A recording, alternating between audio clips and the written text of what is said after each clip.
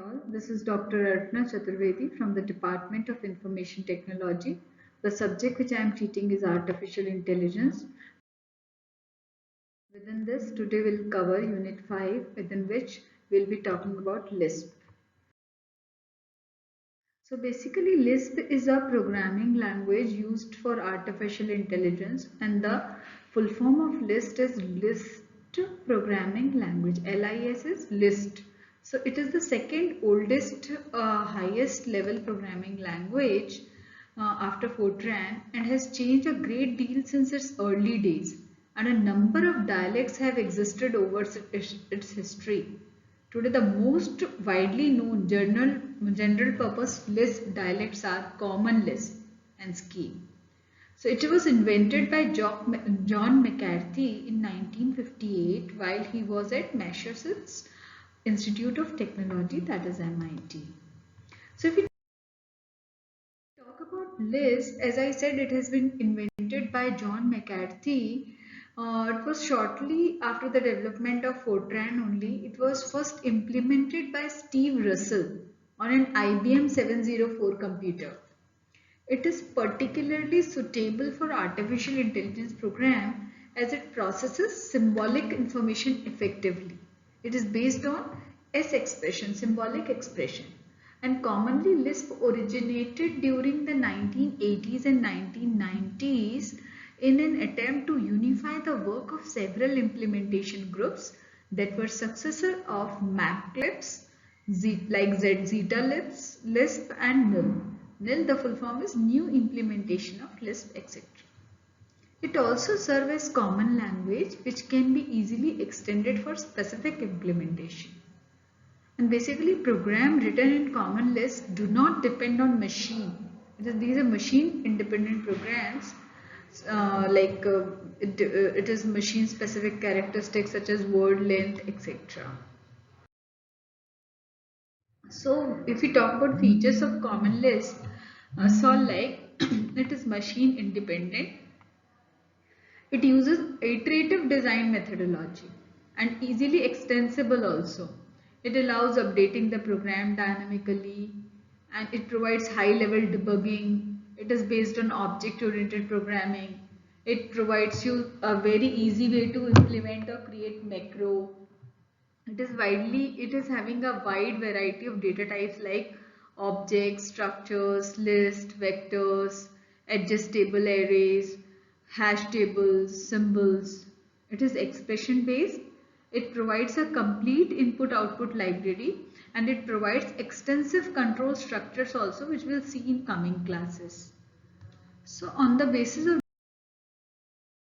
if we talk about various applications which are already around us and made in Lisp are Emacs Editor, G2, AutoCAD, Igor Engraver, Yahoo Store. These are certain applications which are built on Lisp only. And if we talk about the environmental setup, that how we start working with Lisp, we should remember this thing that we need two things. One is text editor and another is Lisp executor. And for this, about various editors which Lisp supports are Notepad++ or Epsilon, Emacs, Sublime, VI Editor.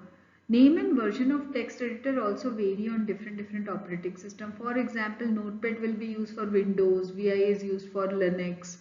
So you have to be whatever operating system you are using, accordingly you can decide the editor also. In the editor, basically you will be writing a source code, and once you write the source code, you will be saving the file with .lisp extension. You should remember the extension, that is .lisp. And before starting your programming, you should make sure that one text editor in place and you have enough experience to write a computer program and then a Lisp based program, and you have to save it in a file to execute. Before executing, you should have to save the file with the .lisp extension. Secondly, you need a Lisp executor, because once you made you made the Lisp file, you have written a source code, how you'll execute. So you need an executor, and basically the role of executor is to turn the program into machine level language and from machine level language into English like language. CLisp is basically a GNU Common Lisp multi-architectural compiler which is used for setting up Lisp in Windows. The Windows version emulates a Unix environment using MingW under Windows. So the installer takes care of this automatically and Lisp to the Windows path variable. This is the link from where you can download the CLisp. It's under sourceforge.net projects /clisp/files/latest/download. From here you can download the latest version of Lisp, and you have to add wherever you are having this CLisp folder under the advanced you can say settings of my computer. Set it its environmental path also. So this is what I have mentioned over here. If in case during installation CLisp is automatically added to your path variable, then well and good, and it is going to get automatically if in case you select this option recommended. And in case you have to check whether it has been whether the path has already been set or not, you can check in command prompt. You write CLisp, you see that if it is working, it means ki the path has already been set. Otherwise you have to set. How you have to set? You have to go to my computer, then properties, then advanced settings, then environmental variable path, go to new and just mention the new path and save that. You see that the path, environmental path, has been set for CLisp also. So it is mentioned over here clearly that you have to use the editor, write the Lisp program, save it with .lisp extension, go to command prompt, write say cmd lisp. You see that you are in the directory, and here you can, to execute the file, you have to write CLisp and then name of a source code with file extension. The moment you write this CLisp and the name of a file with this Lisp extension, you see that the file is being executed. So to remember this thing, online compilers are also available. You can use online compilers also to just learn the concept. And here now we talk about basic building block. So whenever we have started making the program, we should know this thing that Lisp is expression based or symbolic expression based language, where you can use symbols as an expression. And the three valid objects which it supports, or the basic building block it supports, is atom, list, string. So any program which is having a valid S expression is enable you to run that using CLisp compiler. Lisp programs run either on an interpreter or as in compiled code. You have to remember this thing. The interpreter, what it do, it checks the source code in a repeated loop, and that's why it is called as REPL. So what this REPL is first of all read the code, then evaluate whether it is right or not, valid or not. Once it is evaluated, it print the output and then loop again. So that is why we say that Lisp programs are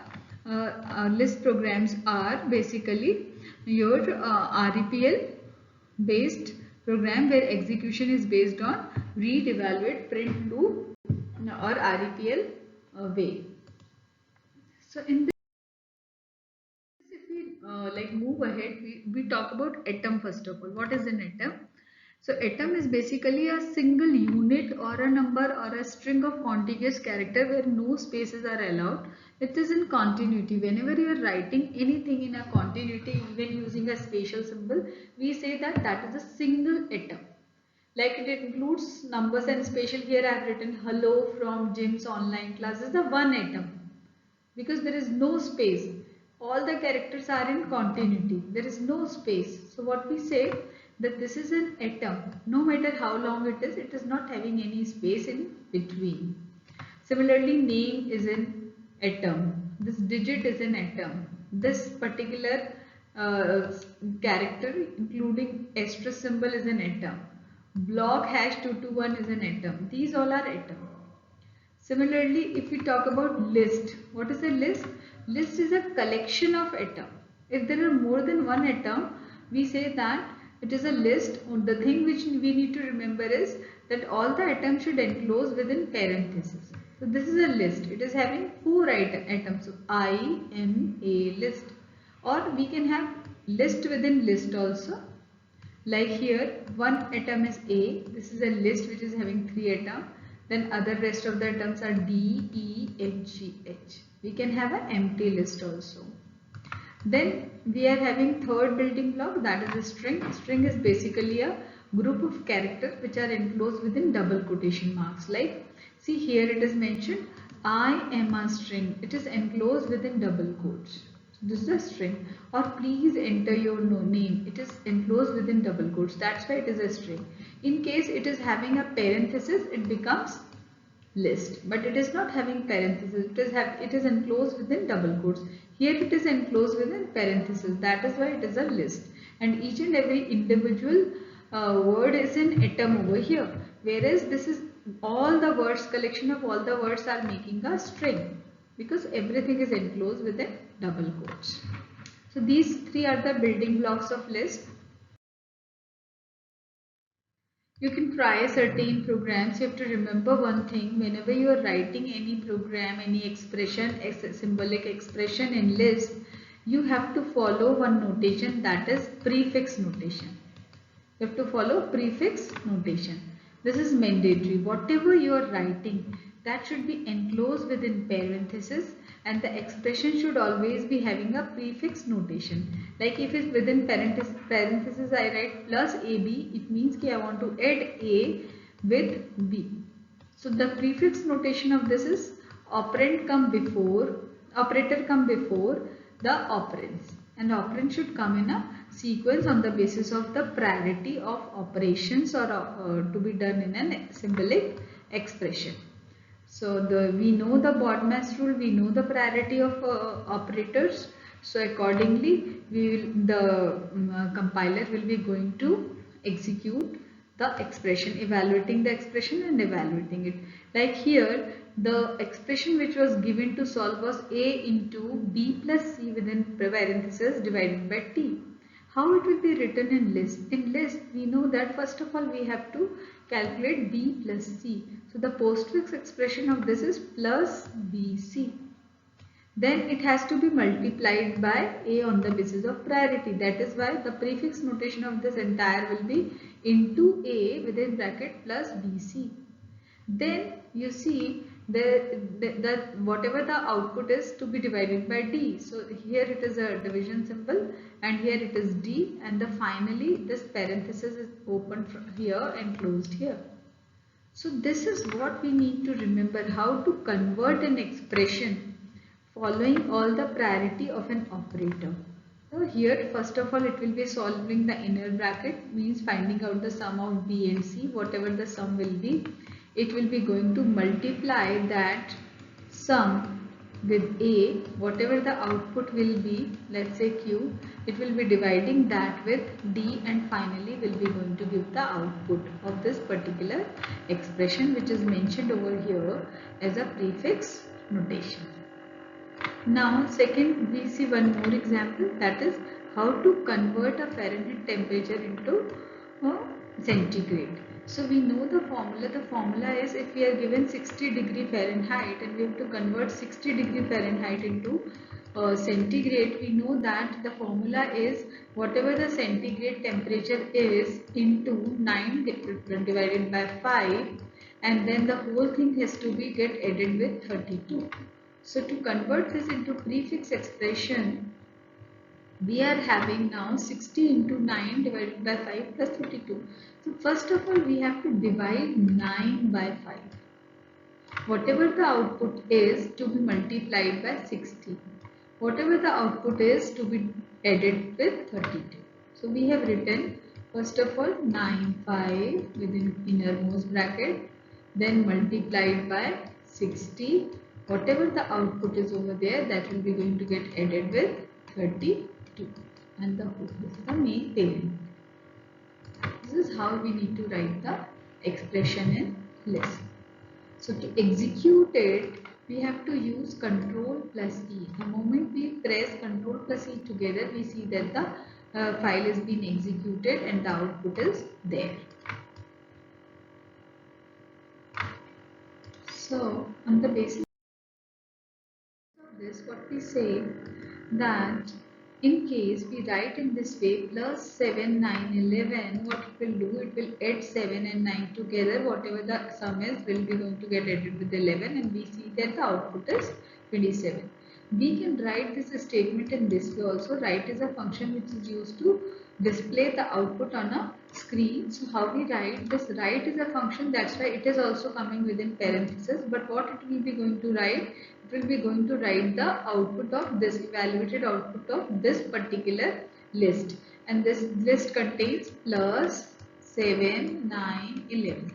So it will be adding these two together, and whatever the output is, that will be going to get added with 11, and finally we will be getting 27 once we press Ctrl plus E to execute the symbolic expression.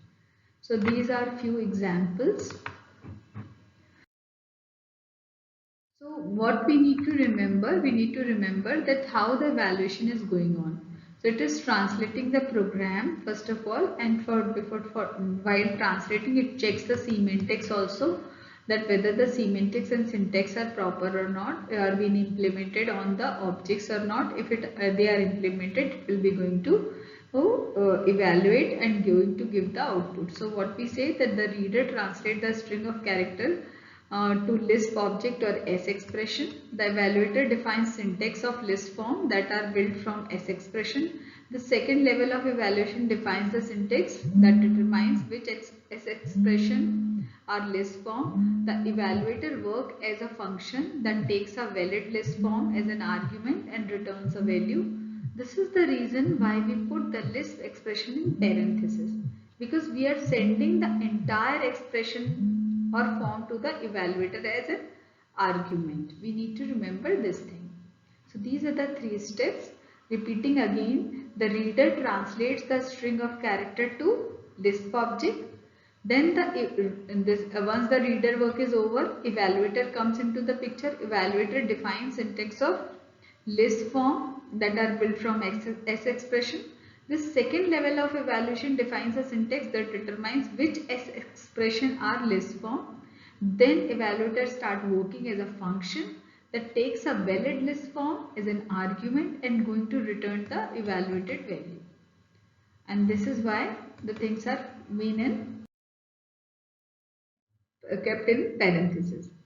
If we talk about atom list or any list that has a symbol as its first element, we should remember that how the evaluator is basically working. Evaluator work as a function that takes a valid list form as an argument. I am repeating again, it takes it as an argument and going to return a value as the function usually do. Function also take the argument and evaluate, do the processing on those arguments and then return the value.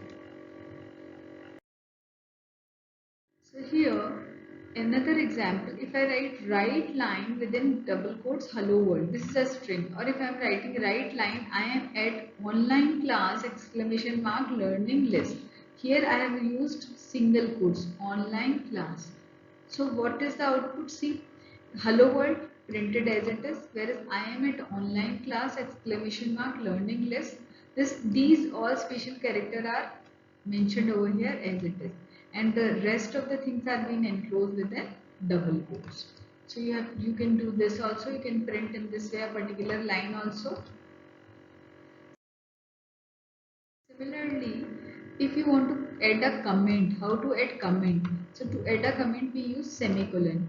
Whatever you are writing, if you put semicolon before that, that becomes a comment and compiler will not be going to execute that.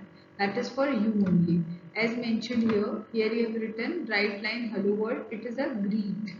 Then tell about yourself. So you have written I am at Jim's online class, I am learning Lisp. So these are the comments. You can add comments also. The output will be same as it was earlier in the previous slide.